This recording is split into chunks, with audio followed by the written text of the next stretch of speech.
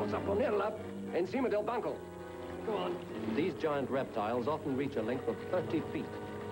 The near tragic event proved again you have to watch yourself every moment in the jungle. In spite of the struggle with the snake, I ordered an early start. I made it a rule always that be no dawdling around camp. Men feel more secure with discipline. My Navy training had taught me that long before I made my first expedition. We were happy to get back on the river.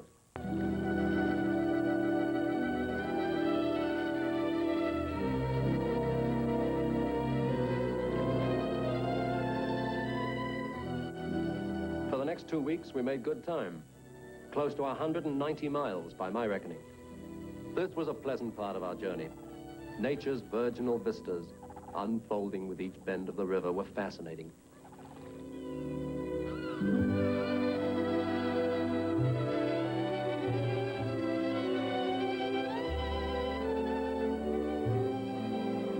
Fawcett must have traveled by Indian dugout, a strong but very heavy canoe.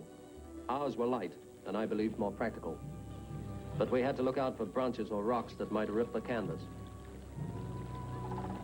After 14 days of this, we heard the sound of rapids. In the swift waters, steering became a problem. We were worried. The men especially had always been shy of the light canoes.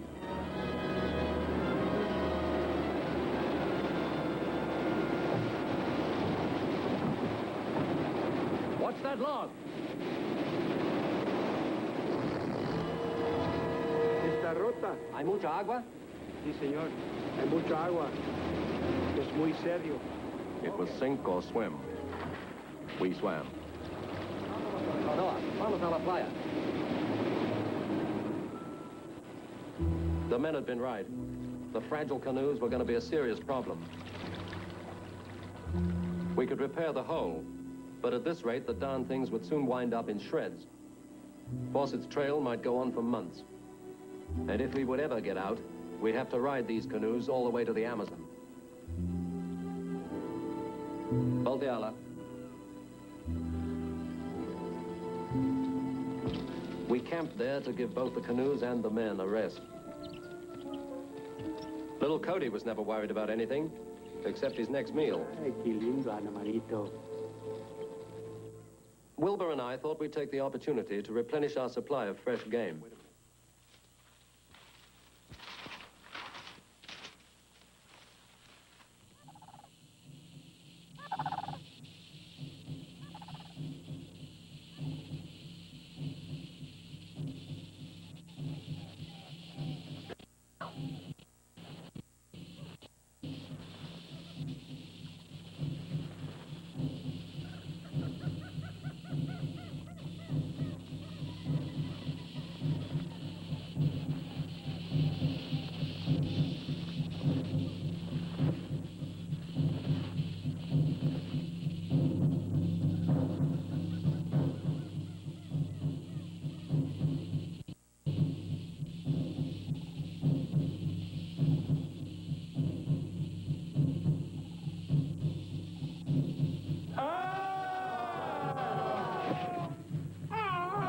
I believed them to be Suyas.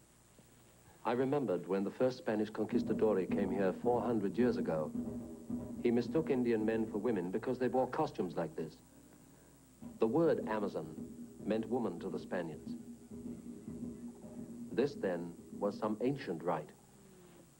The girl must have been hypnotized or had been given a potion to make her sleep.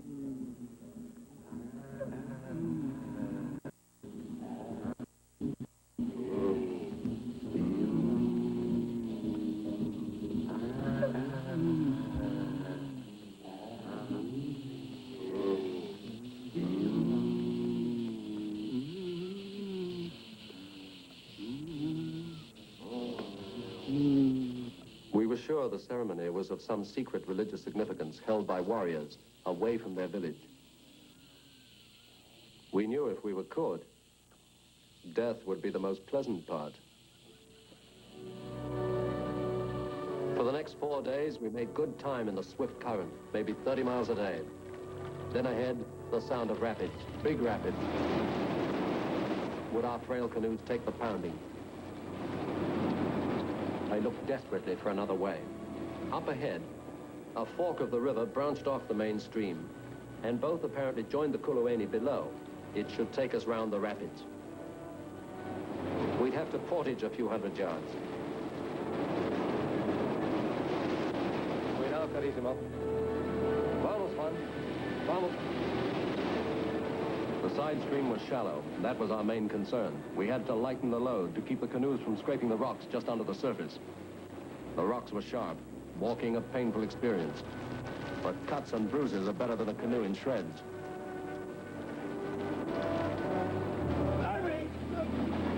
Cantay mis patas. Cuidado. No rompan las canoas. Ay, caray.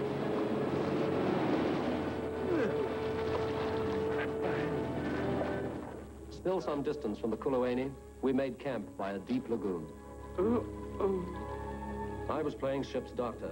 We'd all got chills from the cold water and lacerated legs or feet.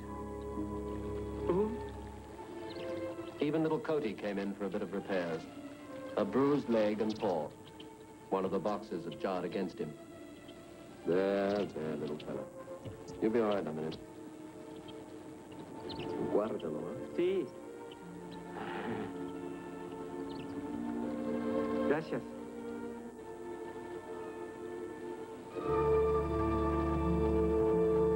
What did you catch?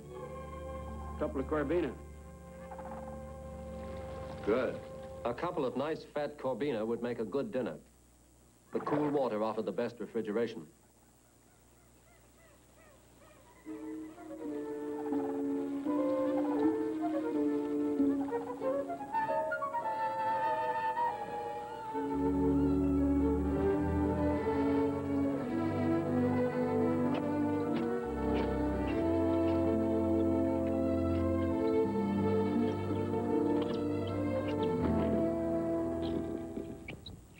When dinner time came around, I was quite shocked to discover their bodies had been eaten away.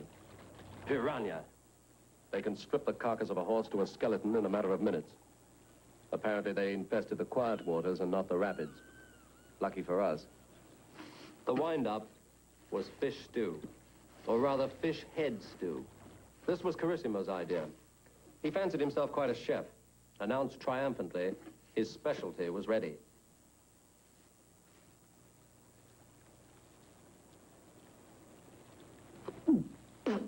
The chef was insulted. I could plainly see it was a matter of wounded pride, and in a broader and more serious sense, a morale factor for the whole party. From here on, the food was likely to be more or less a matter of simple survival. Que linda comida.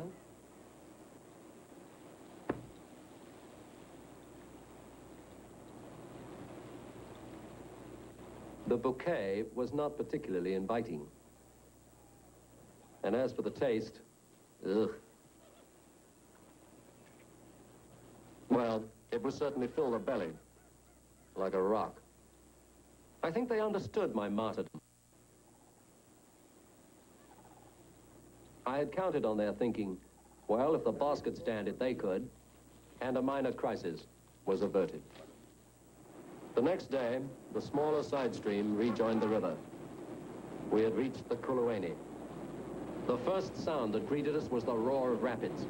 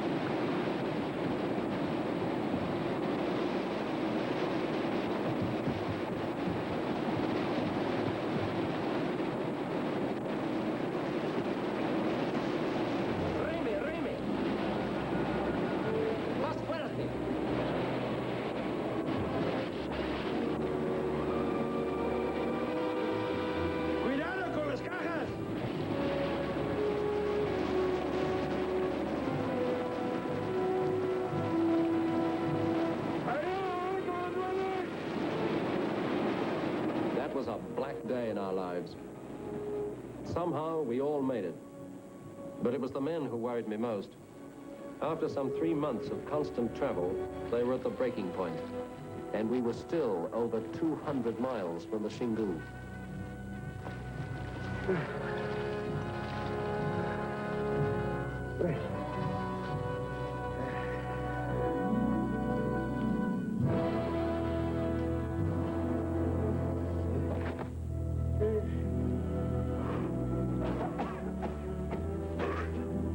Me?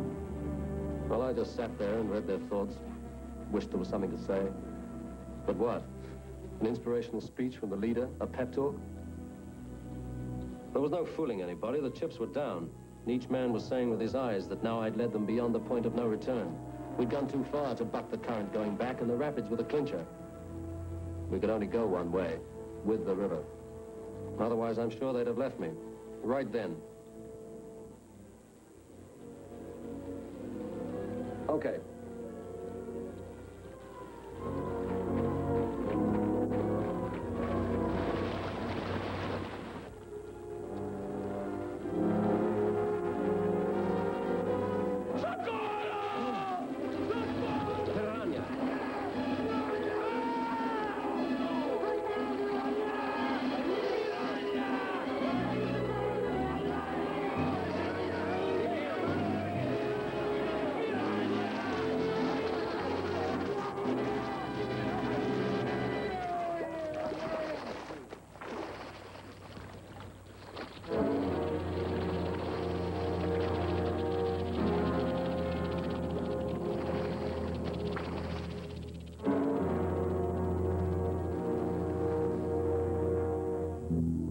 Querido Dios, háganos el favor y guarde a este camarada de nosotros en su casa arriba.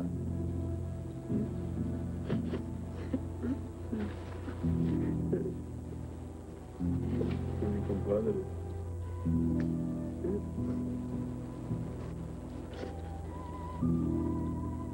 With such simple honors as we could perform, we left our camarada, Miguel. Adiós, amigo.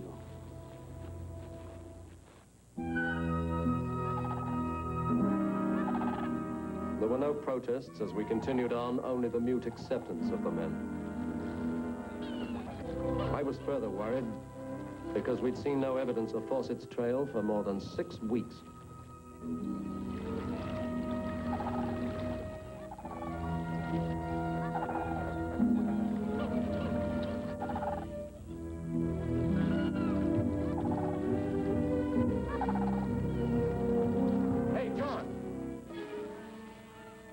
With some excitement, I decided to make a survey of the nearby country. The blaze mark may have meant a branching off of Fawcett's trail. Carissimo wanted to go with me. He'd become attached to me, almost like a child. Since I represented some authority, I suppose he felt a kind of security in my presence.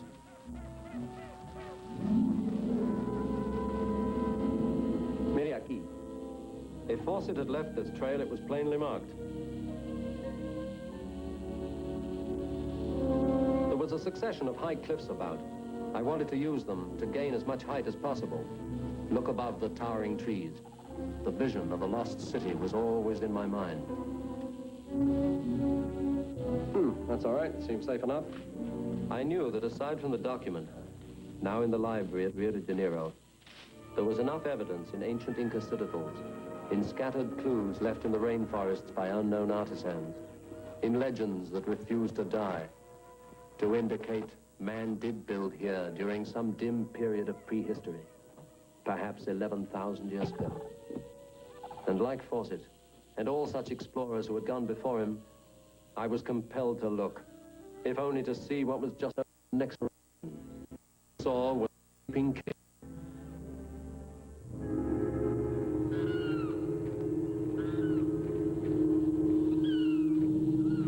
Surely, coming this way, Fawcett would have explored this cavern. I had heard reports of cave-dwelling cannibals in this part of the country, but there was only a great dark emptiness. Mire. Almost a feeling of supernatural fear overcame the now reluctant Carissimo.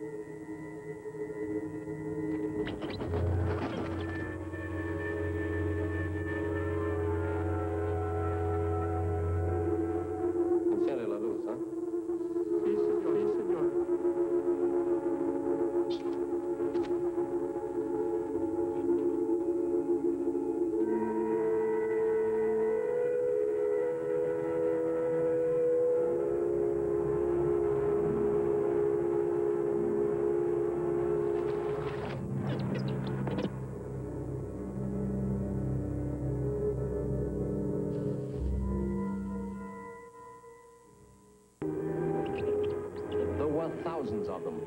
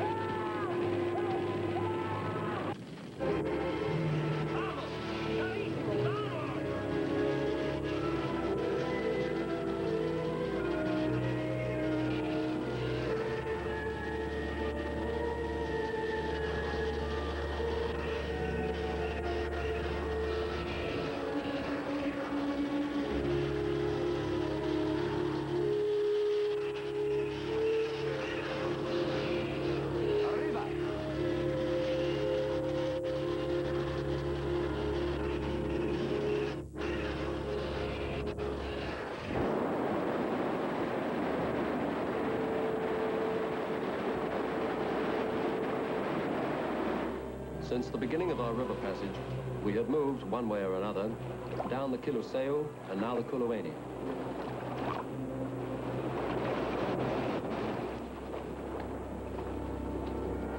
But a man who is a true explorer somehow gathers strength and determination the further along he moves into rough country. Even a feeling of exhilaration from taking on nature and beating her. We reached a place where the river divided around what was probably an island several miles long. At the other end was the Xingu.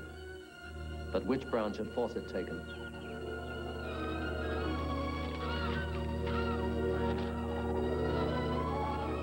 I decided to give the men a rest and send Bernardino down the left channel to scout for signs or to find Indians who might have information. We would follow if he didn't return in 3 days. John had made contact with the radio. It seemed incongruous to be trading messages with New York from this desolate island in the wilderness. And I wondered when we'd meet our next savages. You don't travel unnoticed through their jungle. They were out there somewhere. I hope Bernardino was making out all right.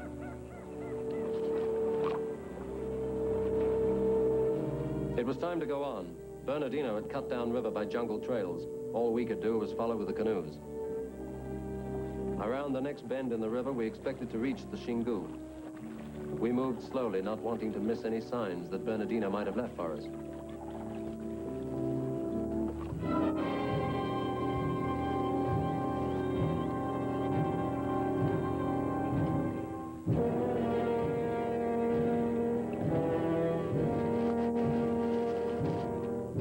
Indios, mira ahí.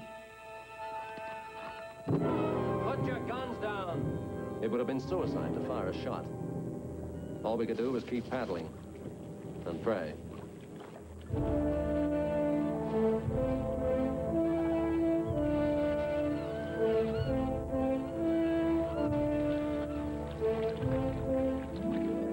Bernardino.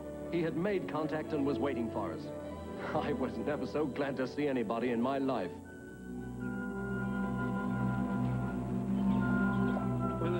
Bernardino quickly told me that Fawcett had been here. He was sure the Indians had other information. I was not pleased to learn the Indians were Anaguas, of cruel and evil reputation.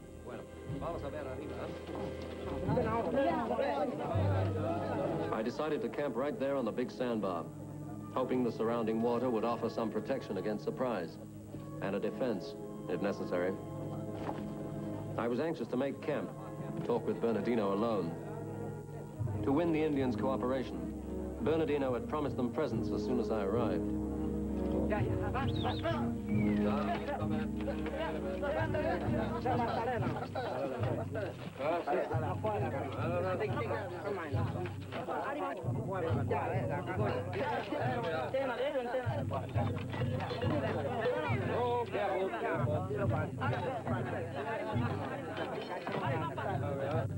All right, that's it. That's enough.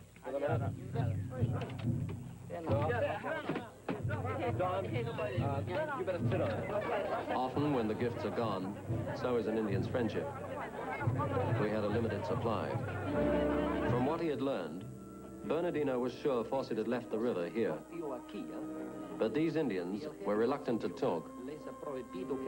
Their chief, Aloiki, had bound them to silence. He was in a village some miles away. According to Bernardino, a man of dangerous reputation, unpredictable and treacherous. Well, we'd come a long way. Vamos al otro lado.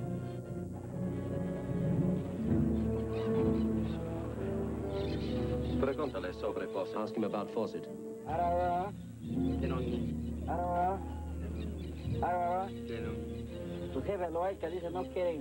Aloiki forbids us to talk. Then Aloiki was the key. You. I thought of going to the chief's village, Beard the lion in his den. But you don't walk into an Indian village without an invitation. Not if you want to walk out. The trick was to make Aloiki come to us. Estos son para su jefe, Aloiki. I explained, yes, these are for your chief, but he must come here to get them. That was the bait. I hoped the bait would draw the game. But if their chief was reluctant to accept our hospitality, the spreading news of our arrival, bearing gifts, set off every Indian in the surrounding jungle in our direction. Well, so it seemed. Leave it alone. Cut it out, will you? Cut it out. Keep your hands off. These people are simple, primitive, always capable of sudden savagery. What's happened, John? For heaven's sake, don't lose your temper. All right. Everything's all right. Back it up. All right, it won't happen anymore. Next morning, it was another story. The Indians had gone. ¿Qué pasa? We could hear the sound of the odd horns they used for signaling, maybe even to talk with. What was happening over there in the jungle? Wondering about it gave us an eerie feeling. Indians you can see can be bad enough. This is very strange. Something's wrong. Just for something to do, I checked my rifle.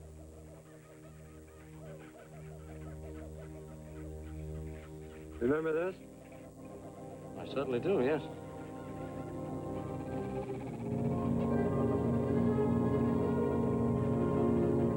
The trousers matched the sample of material Fawcett had worn. And this was the all-powerful chief we'd been waiting for. Aloiki.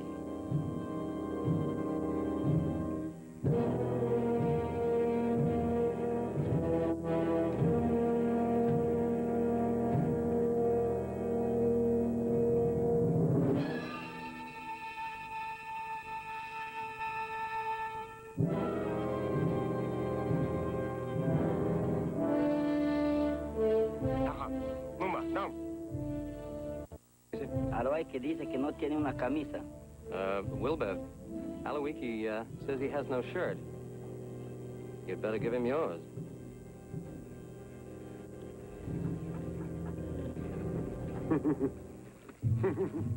The shirt was not a bad trade. Aloiki was taking us to his village, where he said we would talk.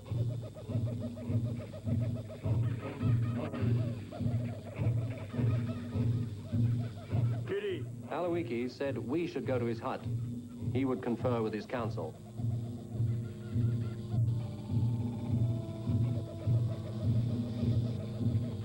Evidently, the women had been warned to ignore the presence of the stranger in their camp.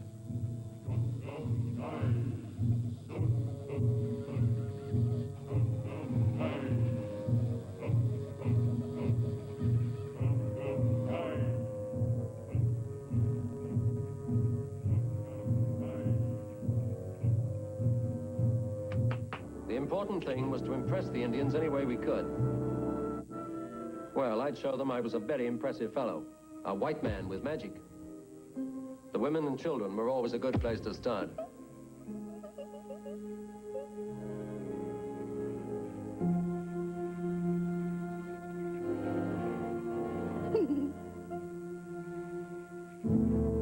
This is for you. Alaka.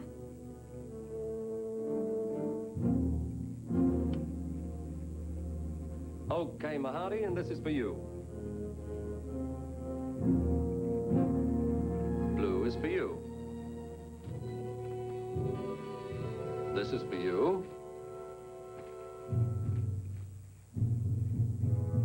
There we are. How'd you like that one? The women were delighted with their presents. In gratitude, I was offered a present. One of their maidens. Me? Oh, no. Thanks very much. You see, I have a wife at home. She's in New York. Hello? What's the necklace adornment on the woman was the brass nameplate of the London firm that has supplied Fawcett's equipment. Thus, I held in my hands the first major piece of evidence that proved Fawcett had reached the Xingu. It was an exciting moment. Get a picture. I couldn't tell whether he really knew it was a camera. Tutsi, araka. Aloiki might have rebelled at any strange object pointed in his direction by a white man. Bernardino. Cosa? Tenemos que buscar a Aloiki. Y si no la encontramos, estamos perdidos. Entonces, síguelo y dile que tenemos magia. I charged Bernardino with bringing him back. Promise him wonderful magic, I said. Very violent for just a picture, don't you think?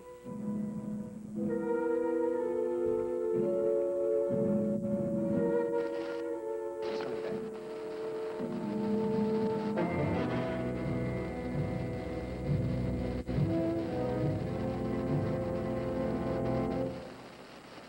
Yeah?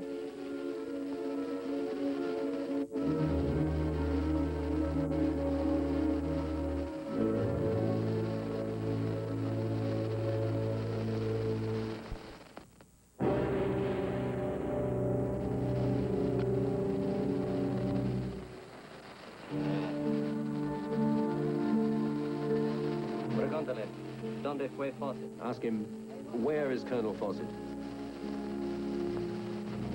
Repite. Ahí va, Caraiba. Caraiba. Maga. Ungo, buko. Ite. Maga. Magana. Go.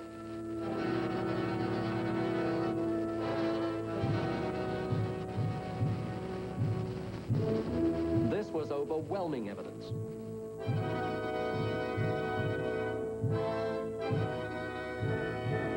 It was the end of the interview. All we could do was go back to the sandbar and plan another game for Aloiki. As if by some mutual purpose, the Indians returned.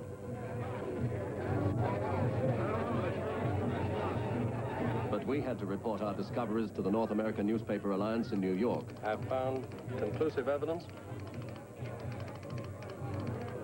Colonel Fawcett visited a native village of the Inauqua tribe. Hey, hold it. That may shed further light on Fawcett's fate. Better get outside, Commander. The Indians are breaking into the stores. The men can't stop them.